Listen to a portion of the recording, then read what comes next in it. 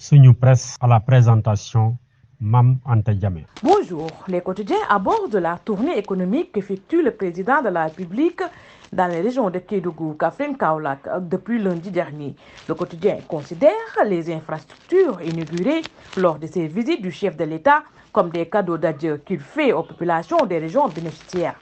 C'est la fin d'un long calvaire, note le Soleil, concernant la route de 85 km reliant Kédougou à Salémata, l'un des chefs-lieux de département de cette région. Depuis plusieurs semaines, le gouvernement effectue des tournées économiques considérées comme une pré-campagne électorale par ses détracteurs. Pendant ce temps, les vrais enjeux tels que l'éducation et l'enseignement supérieur sont occultés au profit de nouveaux engagements à coût de milliards de francs CFA, commente le journal Sud Quotidien. C'est un bouquet de projets à impact social qu'offre le président de la République aux populations des régions bénéficiaires des infrastructures qu'il inaugure lors des tournées économiques, affirme le journal LAS.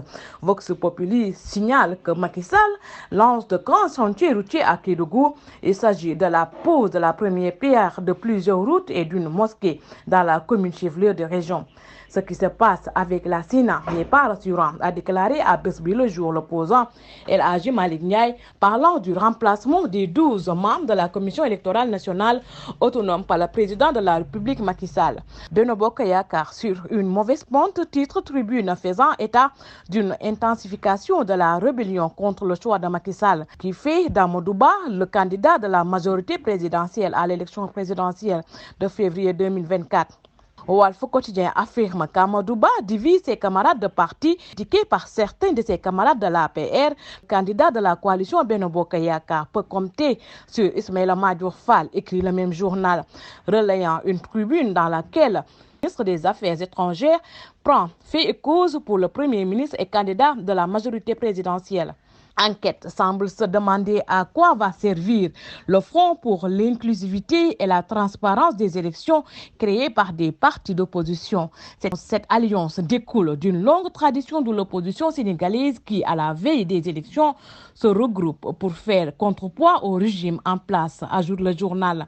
Jonathan, du futur président de la République, qu'il s'occupe bien des populations et continue les efforts de développement du Sénégal, rapporte l'Observateur, citant Macky Sall. Enquête évoque cette nouvelle polémique relative au transfert du détenu Ousmane Sonko à la prison du Cap Manuel à Dakar. Son transfert au Cap Manuel résulte d'une recommandation de son médecin traitant, déclare la direction de l'administration pénitentiaire.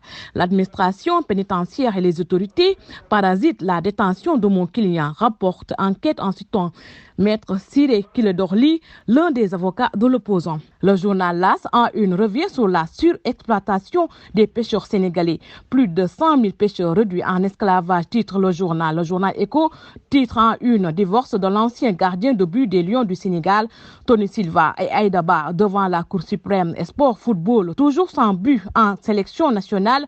Jackson, le moment de frapper, titre le record. Lutte avec frappe, la face cachée de sites populaires. Phénoménal, provocateur, titre le journal Sunu Lamb. Bonne lecture et bonne journée. Suñu Presse vous a été offert par l'Agence sénégalaise de la reforestation et de la Grande Muraille Verte.